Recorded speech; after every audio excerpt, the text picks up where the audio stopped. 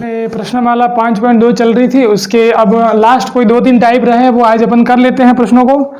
तो अभी अपन करेंगे 7वां प्रश्न करेंगे, 8वां उसी के जैसा ही है, तो 7वां आप देख लीजिए, 8वां अपन इसको आराम से कर सकते हैं, ठीक है। अब अपने को बोला है कि समांतर श्रेणी दे रखी है 10, 7, 4 और फिर डैश डैश डैश और कॉमा कितना दे रखी है -62।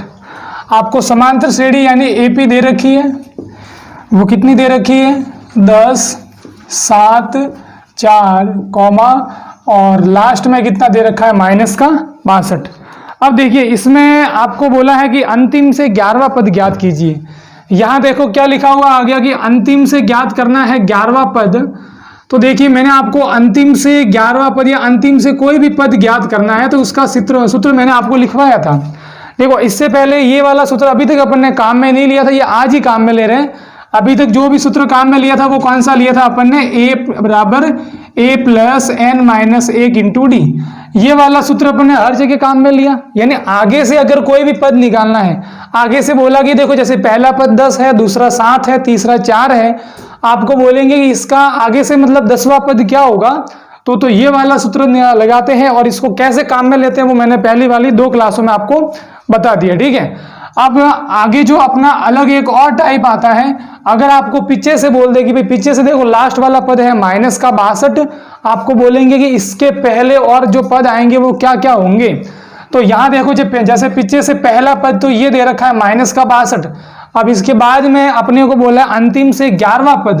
अंतिम से 11वां पद यानी कि पीछे से आप देखोगे तो 11वें नंबर पर कौन आएगा वो अपने को ज्ञात करना है। तो देखिए अब इसका सूत्र क्या होता है वो भी मैंने आपको बताया था, लेकिन देखो अब देखिए जैसे सूत्र अपने को निकालना है, सूत्र निकालना किसका लिखना है, अंतिम से 11वां पद निकालना है। यानी कि मैंने आपको सूत्र लिखवाया था अंतिम से nवां पद। n मतलब कुछ भी हो सकता है, यहाँ देखो भाई n की जगह 11 दे रखा है, तो ये तो नॉर्मल एक सूत्र है वो लिख रहा हूँ। फिर n की जगह 11वां पद बोला यानी n का मान कितना हो गया 11 हो जाएगा अपने। अब देखिए अंतिम से 11वां पद निकालने का सूत्र या कोई भी पद निकालना है तो क्या सूत्र होता है। तो पहले अगर आपको ये वाला अगर सूत्र याद है तो आप ये वाला सूत्र भी बना सकते हो। ये वाला है आगे से कोई भी पद निकालने का, और ये अभी जो बनाएंगे सूत्र वो कहाँ है, पीछे से कोई पद निकालने का सूत्र।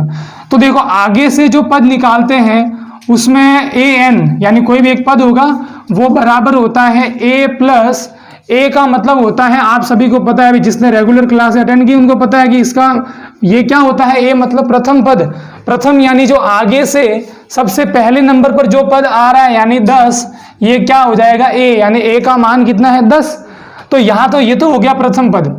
इसके बाद में बात आती है कि ये n क्या है, तो n तो होती है कि भाई कौन सा पद निकालना है। तो यहाँ कौन सा पद, जैसे 11वां निकालना है तो n हो जाएगा 11, और फिर ये एक तो एक ही होता है, फिर आता है डी।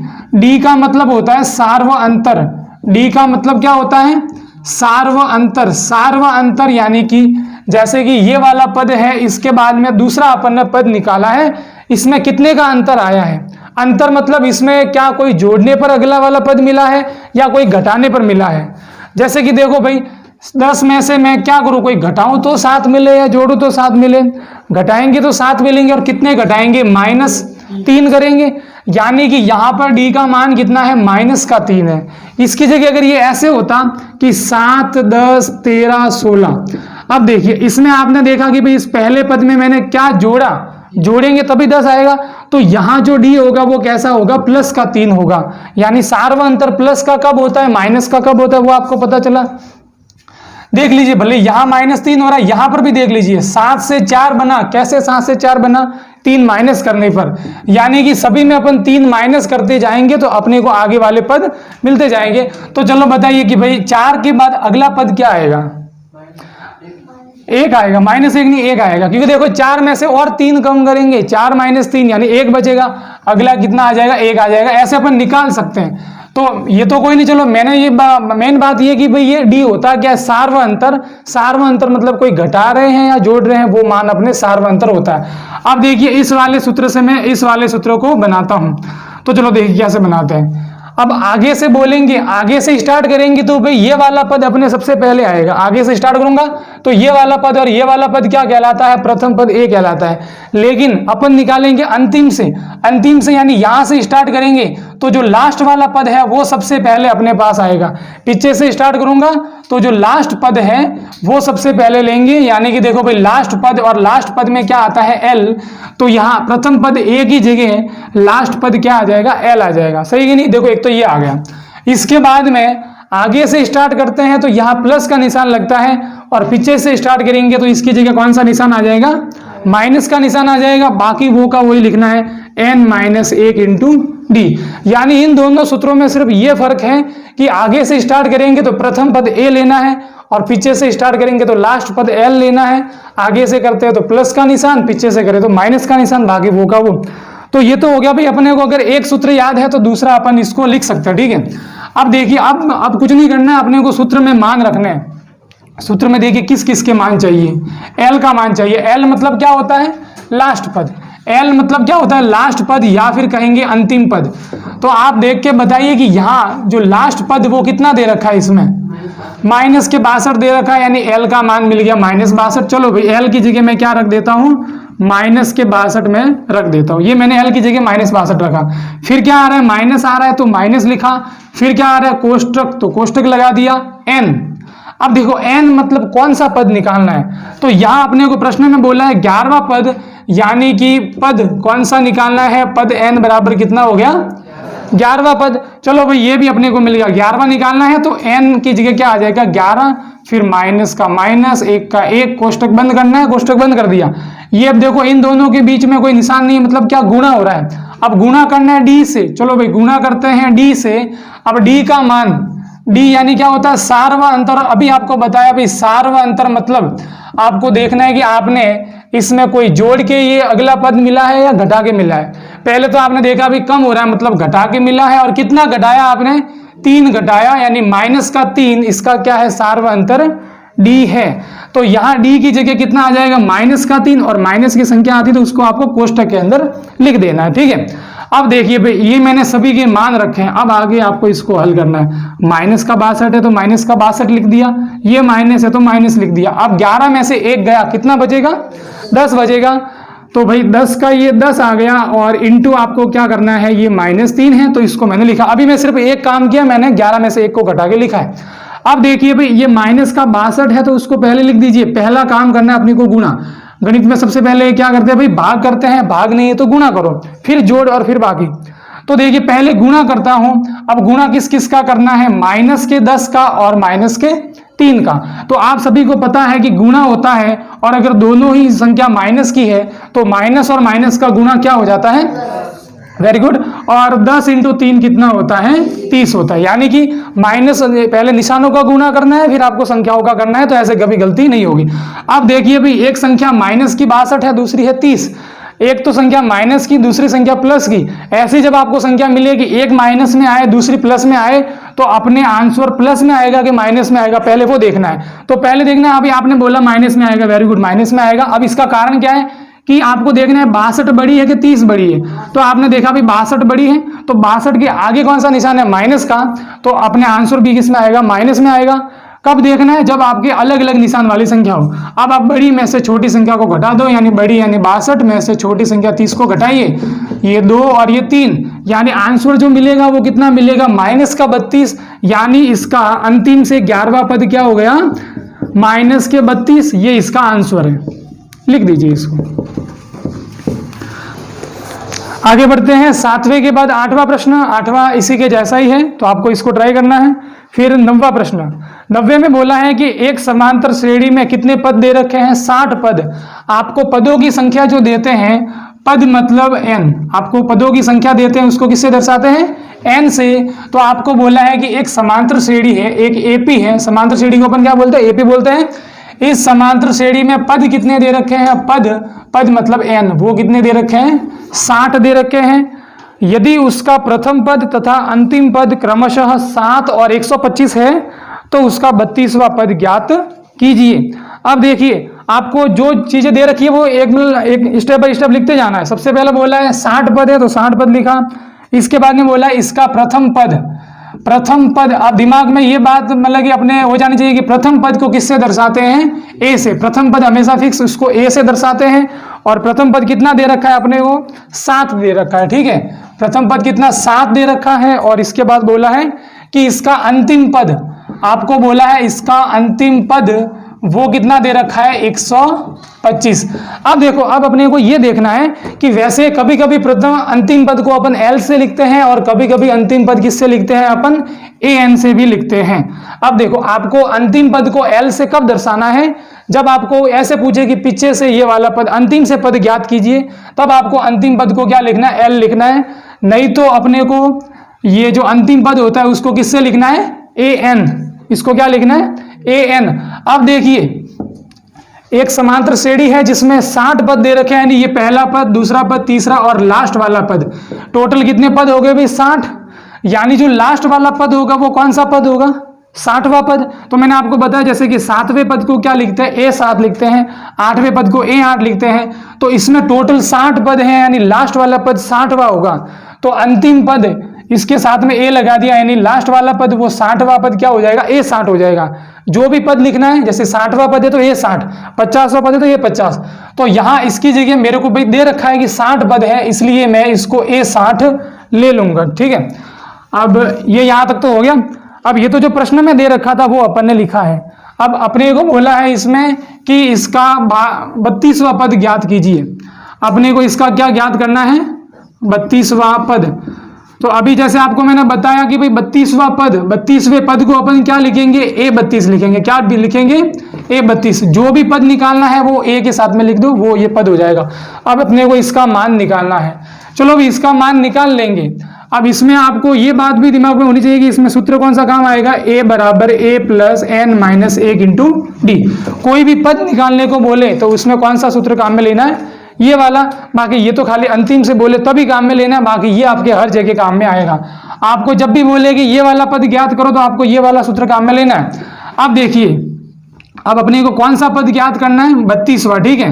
तो चलो 32वां ज्ञात करेंगे, लेकिन उससे पहले अपने को ए और डी निकालना है। अपने को देखो ए दे रखा है, वो कितना है, 7 दे रखा है, और एक अंतिम पद दे रखा है। अंतिम पद कितना दे रखा है, 125 दे रखा है। अब देखिए, आपको मैंने पहले वाली क्लासों में बताया था कि A60 को अपन क्या लिखेंगे, A प्लस 59D लिखते हैं। यानी कि कोई भी पद है उसको क्या लिखना है, A प्लस जो एक संख्या दे रखी है उससे कम करके D लिखना है।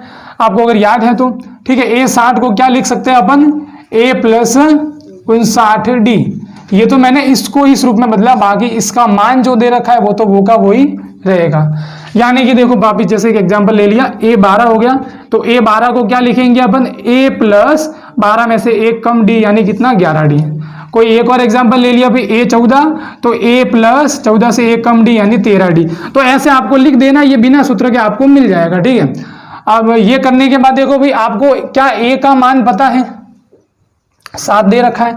तो यहां मैं A की जगह क्या रख देता हूं, 7 रख देता हूं, क्योंकि मेरे को A का मान दे रखा है और D का मान तो अपने को कहीं नहीं दे रखा है, तो D नहीं रखना है। तो ये 59D बराबर 125। अब चलो भाई, पहले क्या करना है भाई, D का मान ज्ञात करना है। तो पहले इस D वाले को कुछ नहीं करना है, आपको इस 7 को दूसरी ओर भेजना है। तो जब 7 यहां तो है प्लस का, वहां जाके दूसरी ओर पक्षांतरण करेंगे तो कैसा हो जाएगा, माइनस का 7 हो जाएगा, ठीक है। ये माइनस का 7 बन गया। अब देखिए भाई, 125 में से 7 घटाएंगे तो कितना मिलेगा अपने को, 118 मिल जाएगा। 118 मिला, चलो भाई ठीक है। इसके बाद में देखना, अभी देखो भाई D के गुणा में एक संख्या आ रही है जो कि 59 है। अब गुणा वाली संख्या को जब दूसरी ओर भेजते हैं तो गुणा वाली चली जाती है भाग में, यानी बट्टे में। अब 59 का भाग इसमें कितनी बार जाएगा, 2 बार। 59 का भाग इसमें कितनी बार जाएगा, 2 बार जाएगा। तो इसमें अपने D का मान कितना मिल गया, 2।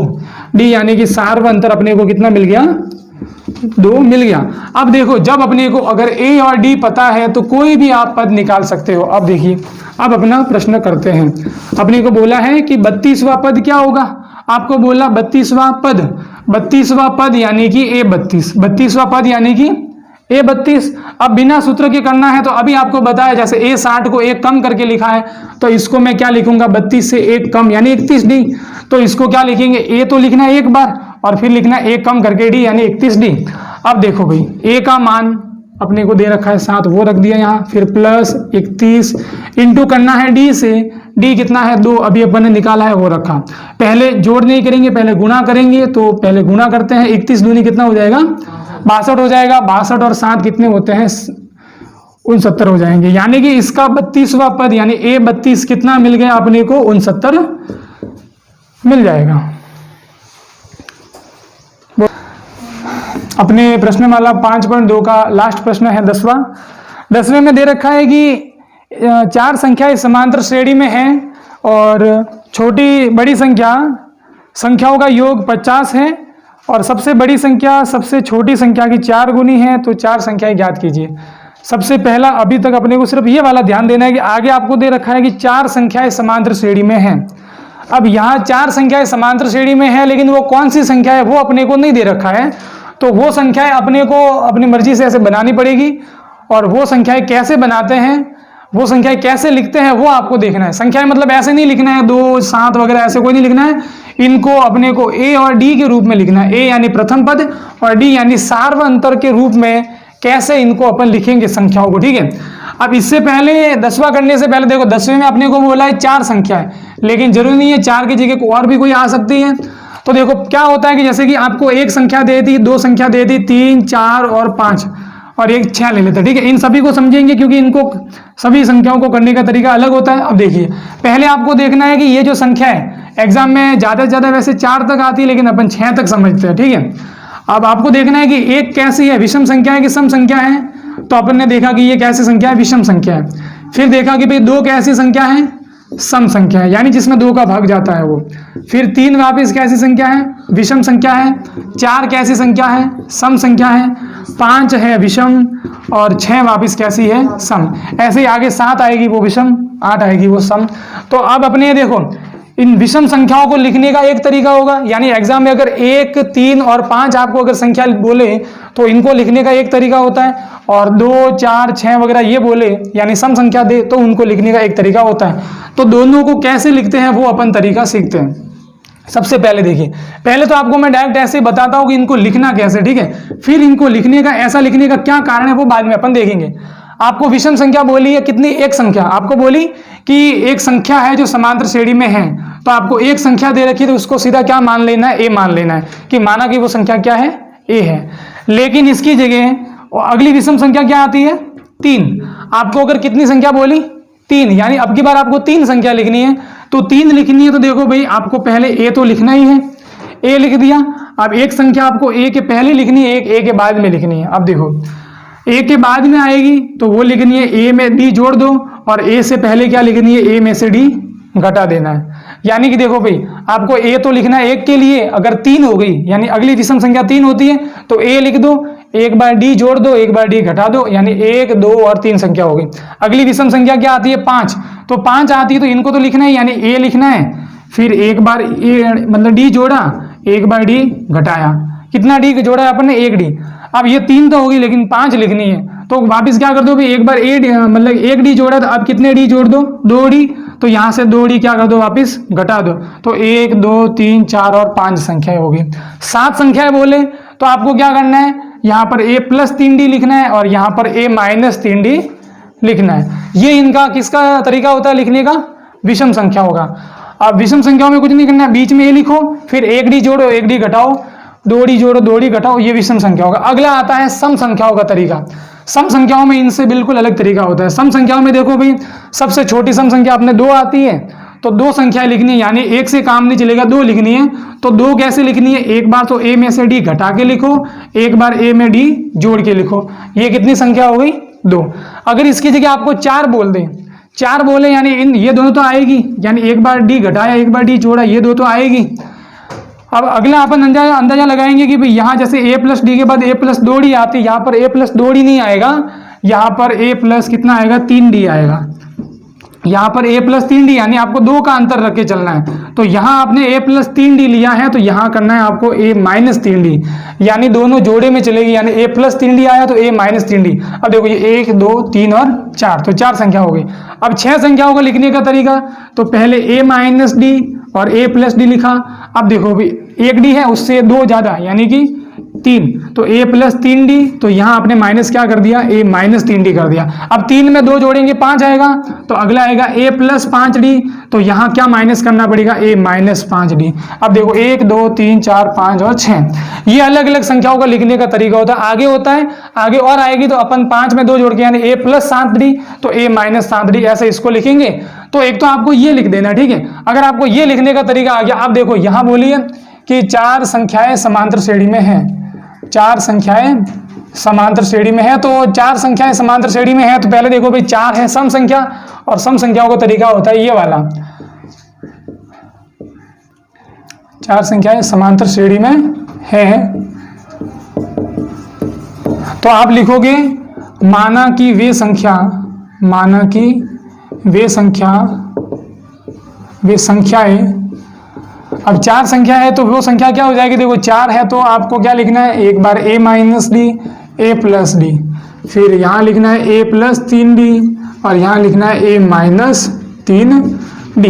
ये मैंने 4 संख्या लिख दी, ठीक है। ऐसे लिखेंगे, देखो वैसे इनको ऐसे भी लिख सकते हैं कि पहली संख्या को a लिख दिया, दूसरी को a प्लस डी लिख दिया, तीसरी को a प्लस 2d लिख दिया, तीसरी को a प्लस 3d लिख दिया, ठीक है। ऐसे भी लिख सकते हैं, एक एक डी बढ़ाते जाना, लेकिन इनको करेंगे तो अपनी प्रश्न बहुत लंबा हो जाएगा और उत्तर भी गलत आ सकता है, ठीक है, क्योंकि लंबा तरीका हो जाएगा, कैलकुलेशन भी बहुत मतलब कि हार्ड हो जाएगी, ठीक है। तो इसलिए इसको इस तरीके से लिखा करो। अब ये 4 संख्या दे रखी है, अब प्रश्न पर बढ़ते हैं। ये सबसे पहले लिखना है, फिर प्रश्न को स्टार्ट करना है। अब देखिए आगे कैसे करना है, आगे कैसे स्टार्ट करना है। अपने को पहले दे रखा है कि संख्याओं का योग 50 है, ये प्रश्न में दे रखा है कि संख्याओं का योग बराबर कितना दे रखा है, 50। अब संख्याएं कौन कौन सी है, a माइनस 3d है, a माइनस डी है, a plus D, a plus 3d है। ये 4 संख्याएं, इनका योग यानी इनको जोड़ने पर कितना आता है, 50, ये अपने को दे रखा है। तो चलो अभी इनको जोड़ते हैं, संख्याओं का योग इनके नीचे करते हैं। तो a माइनस 3d, फिर प्लस किसको करना है, a माइनस डी को, फिर प्लस करना है a प्लस डी को, और फिर प्लस करना है a प्लस 3d को। यानी इन चारों को मैंने जोड़ा और बराबर में 50 अपने को दे रखा है। अब देखिए आपने देखा कि यहाँ तो ये 3d माइनस का है, यहाँ 3d कैसा है, प्लस का है, तो माइनस प्लस कट जाते हैं। यहाँ पर जो ये d है माइनस का है, यहाँ d वापस प्लस का है, तो ये भी कट जाएंगे। तो देखो प्लस माइनस कट गए। अब सिर्फ अपने को a दिख रहा है, a और a, खाली a बचा है। तो एक बार a, 2 बार a, 3 और 4, यानी टोटल कितने a हो गए अपने, 4a हो गए। यानी a प्लस a यानी कितने, 4a, और बराबर में कितना दे रखा है अपने को, 50। यानी इसको अपने हल करके 4a बराबर 50 अपने को मिला। अब देखिए अभी अपने को तो a का मान ज्ञात करना है, तो गुणा वाला 4 वो कहाँ जाएगा, भाग में। अब देखो इनमें दोनों में 2 का भाग देंगे, तो इसमें 2 का भाग जाएगा 25 बार, इसमें 2 का भाग जाएगा 2 बार। तो अपने को देखिए भाई a का मान कितना मिल गया, a बराबर कितना मिल गया, 25/2, ठीक है भाई। ये a का मान तो मिल गया 25/2। अब देखो ये एक लाइन दे रखी थी, इससे अपन ने a निकाला। अगला आपको जो दे रखा है वो दिया है कि बड़ी संख्या छोटी संख्या की 4 गुनी है। अगला आपको दिया है बड़ी संख्या क्या है, छोटी संख्या की 4 गुनी। यानी जो ये छोटी संख्या है अगर मैं उसमें 4 का गुणा कर दूं तो बड़ी संख्या मिल जाती है। तो ये अपने को दे रखा है, मैंने इसको ऐसे लिखा कि बड़ी संख्या किसकी 4 गुनी है, छोटी संख्या की। तो ये लिखा। अब देखो भाई इनमें सबसे बड़ी संख्या यानी सबसे लास्ट में जो आ रही है वो सबसे बड़ी संख्या है। तो बड़ी संख्या का मान कितना है, a प्लस 3d, और बराबर है तो बराबर 4 का गुणा किससे करना है, छोटी संख्या से। छोटी यानी जो सबसे पहले वाली संख्या, यानी कितनी है, a माइनस 3d। इसको मैंने ऐसे कर दिया। अब ये जो 4 का गुणा हो रहा है वो कोष्टक के अंदर जितनी भी संख्याएं आ रही है सभी से गुणा करना है। इसको तो ऐसे ही लिख देते हैं अपन, 4 इंटू a कितना हो जाएगा, 4a हो जाएगा। 4 इंटू 3 वो होता है 12, आगे माइनस है तो माइनस लगा दिया, 4 तिया 12 और d, तो कितने आगे माइनस के 12d। अब आप क्या करो कि इस d वालों को एक साइड कर दो और a वालों को एक साइड रखो, ठीक है। यानी देखो ये 3d तो यहाँ था, 3d को तो मैंने 3d लिखा है। अब माइनस के 12d यहाँ जब आएगा तो प्लस के 12d बन जाएंगे। ये 4a बराबर के उस साइड में थे, अब ये वाला a भी वहां गया तो क्या बन जाएगा, माइनस a। 3d और 12d कितने d हो गए, 15d। 4a में से एक a घटा तो कितनी मिले, 3a। अब देखो भाई अब अपने को क्या करना है, या तो a का मान ज्ञात करो या d का मान ज्ञात करो, ठीक है। तो भाई मैं क्या करता हूँ, d का मान ज्ञात करता हूँ।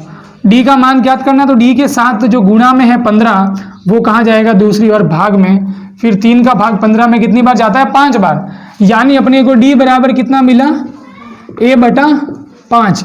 अब डी बराबर मिला a/5। अब इसमें a में 5 का भाग देना और a का मान तो पता है अपने को, a का मान मेरे को रखना है इसकी जगह, तो मैं यहाँ क्या करता हूँ a की जगह मेरे को कितना रखना है 25/2। 25/2 तो लिखा और a के बटे में यानी बटे में और क्या दे रखा है 5 भी दे रखा है, तो इसको मैंने ऐसे लिख दिया। अब 5 का भाग 25 में कितनी बार जाता है 5 बार, यानी अपने को d का मान कितना मिला 5/2। अब अपने को d भी मिल गया और a भी मिल गया। अब d और a पता है। अब अपने को सवाल में बोला है कि इसकी ये चारों की चारों संख्या ज्ञात कीजिए, यानी ये तो अपने a और d के रूप में लिखा था, अब संख्याओं के रूप में इन चारों संख्याओं को ज्ञात करना है। तो इन चारों संख्याओं को आप ज्ञात करते हैं। चारों संख्याओं को ज्ञात करना मतलब इसमें a और d का मान रखो, इसमें a और d का मान रखो। तो पहली संख्या अपन ने क्या मानी थी a - 3d, तो a की जगह कितना आएगा 25/2, फिर -3 × d का मान कितना है 5/2। 25/2 है माइनस और तीनों पंजे कितना 15 हो जाएगा बटे 2। अब दोनों के देखो भी बटे में क्या आ रहा है 2 आ रहा है, यानी इनका लसअप भी 2 आएगा, एलसीएम भी 2 आएगा। फिर आपको क्या करना है 25 में से 15 को माइनस करना है। 25 में से 15 जाएंगे तो 10 बचेंगे बटे में 2, 10 में 2 का भाग कितनी बार गया 5 बार, यानी पहली संख्या कितनी हो जाएगी, इसका मान कितना होगा 5 होगा। इसी प्रकार निकालते हैं दूसरी संख्या। दूसरी संख्या क्या हो जाएगी अपनी, दूसरी संख्या है क्या वैसे a - d है, a - d, a का मान है 25/2 और d का मान कितना है अपने 5/2। अब दोनों के बटे में 2 है तो एलसीएम 2 आ जाएगा। अब 25 में से 5 को करेंगे माइनस, 25 में से 5 माइनस होगा तो 20 बचेंगे और बटे में 2 का 20 में कितनी बार भाग जाता है 10 बार। अगली संख्या क्या आ गई 10। तीसरी संख्या क्या है अपने a + d है, तो a + d यानी कि 25/2 a का मान प्लस करना है d का मान जो कि 5/2 है। अब की बार देखो भाई बटे में 2 है तो 2 ही आएगा। अब की बार 25 और 5 को क्या करना है जोड़ना है, तो ये मैंने प्लस कर दिया। 25 और 5 कितने हो गए 30/2। 30/2 मतलब कितना आएगा 15। अगली संख्या 15 हो गई। और लास्ट बची अपने चौथी संख्या। चौथी संख्या को भी ऐसे का ऐसे ज्ञात करना है। चौथी संख्या क्या है a + 3d, तो a का मान है 25/2 प्लस 3 × d का मान है 5/2, तो 25/2 प्लस 3 × 5 15/2। दोनों के बटे में 2 है तो मैंने क्या लिखा 2 लिखा। अब 25 और 15 को जोड़ना है तो ये मैंने जोड़ दिया। 25 और 15 कितना होता है 40/2, 25 और 15 40 और बटे में 2, तो अपने को कितना मिल गया ये 20 मिल गया। यानी कि वे सभी संख्याएं सारी की सारी संख्याएं अपने को क्या क्या मिल गई, पहली 5 मिली, दूसरी कितनी मिली 10 मिली, फिर 15, फिर 20 मिली। तो ये वो 4 संख्याएं थी जो अपन ने स्टार्टिंग में मानी थी। ऐसे इस प्रश्न को करना था।